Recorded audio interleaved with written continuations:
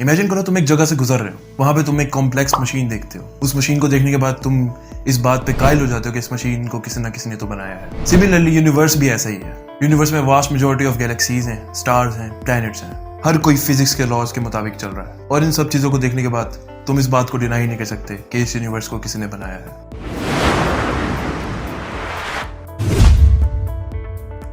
आज से तकरीबन 13 बिलियन साल पहले एक बहुत बड़ा धमाका होता है, जिसके बाद कायनात स्पीड ऑफ लाइट की रफ्तार से भी तेजी से फैलना शुरू हो जाती है। साइंटिस्ट कहते हैं कि अगर इस दौरान कोई एक भी गलती होती तो शायद आज हम ह्यूमंस एग्जिस्ट ना कर पाते। इस धमाके के बाद बहुत सारे रिएक्शंस होते हैं कायनात में। स्टार्स आपस में टकराते हैं, प्लैनेट्स पर मीटियोर्स गिरते हैं और इसी तरह एक प्लैनेट पर एक मीटियोर गिरता है, जिसके बाद अर्थ पे लाइफ की फॉर्मेशन होती है। कायनात में हर इवेंट की प्रोबेबिलिटी निकाली जाती है।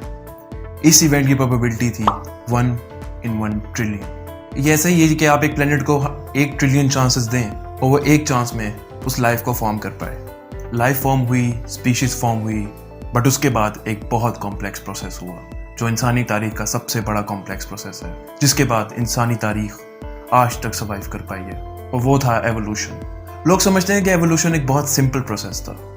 वो समझते हैं कि एवोल्यूशन ऐसी ही है कि कोई इंसान अगर लटक जाए तो उसका कद लंबा हो जाता है इजीली।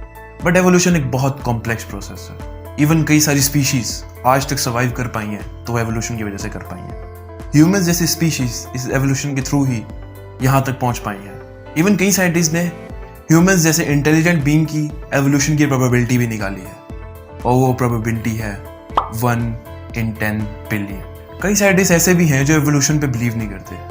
कई साइंटिस्ट ऐसे भी हैं जो एवोल्यूशन को एक कॉस्मिक इंटेलिजेंस का जरिया मानते हैं।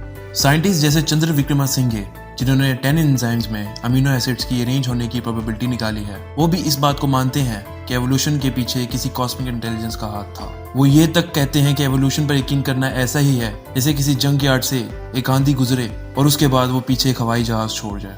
इसका मतलब ये नहीं है कि एवोल्यूशन एग्जिस्ट नहीं करता, बल्कि इसका मतलब ये है कि एवोल्यूशन के पीछे किसी सुपर नेचुरल बीइंग का हाथ है। ये वही बीइंग है जिसने मिल्की वे गैलेक्सी में एक ऐसा प्लेनेट क्रिएट किया जिस पर लाइफ फॉर्म हो सके, और उस लाइफ के एवोल्यूशन के थ्रू एक ऐसा बीइंग क्रिएट हो पाए जो बहुत ज्यादा इंटेलिजेंस रखता हो। और इन सब चीजों के पीछे और कोई नहीं बल्कि खुद गॉड है।